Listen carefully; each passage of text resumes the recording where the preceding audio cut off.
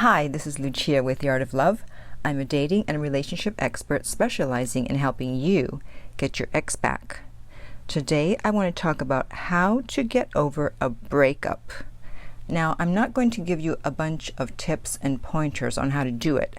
I'm actually going to talk about something that I haven't really heard anyone talk about, but it's going to be very helpful in letting go of an ex, getting over an ex, getting over a breakup. But before I do that, I want to remind you to be sure to subscribe so you don't miss out on any future videos. And while you're at it, tap the bell icon so you'll be notified when a new video is up.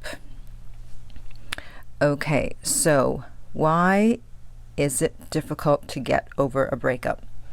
Why is it difficult to let someone go when they don't want you? Well, I think one of the main reasons is because they still have something that you want, whereas you no longer have anything that they want, and that's why they're able to let go and walk away. But you still want something from them. And I'm not talking about sex or money or anything like that. It's something deeper. And that is, you can't let go, you won't let go, because there's something that they have that you don't have that you want. I know I sound very ambiguous right now, but let me give you an example.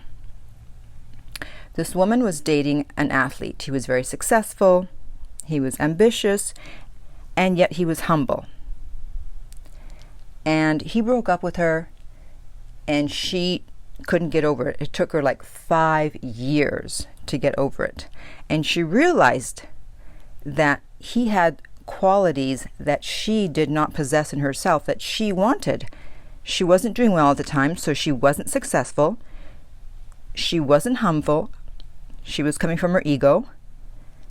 But once she began to become more successful, to be more ambitious, to be more humble, it was a lot easier to let him go, because he no longer portrayed something that she didn't have. She already had it. Another example might be, let's say your ex was warm, romantic, vulnerable, but meanwhile you're guarded and cold, aloof, and so you live vicariously through them. Since you've disowned those parts of you, you don't want to behave in that way. You love the fact that they're that way, and as I said, live through them. So when they're gone, now it's like, well, where am I going to get the warmth and the romance and their vulnerability from? But if you start to behave that way yourself, you start to be warmer, more romantic, more vulnerable, less guarded, less cold, then suddenly you don't need your ex for those things.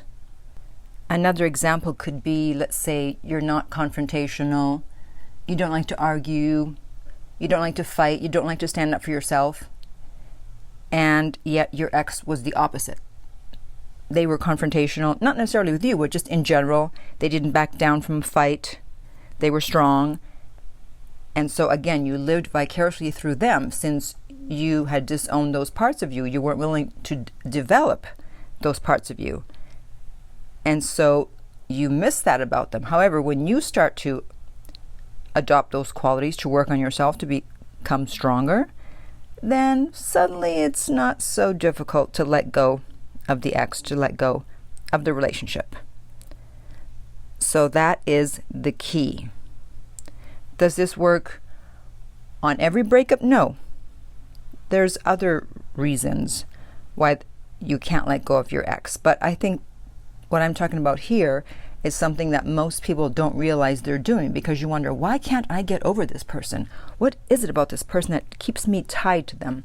And quite possibly, this is what it is. They have qualities that you want. So claim those in yourself, and you just may find that you're more able to let go, and what you thought or you needed from them, you finally found in yourself.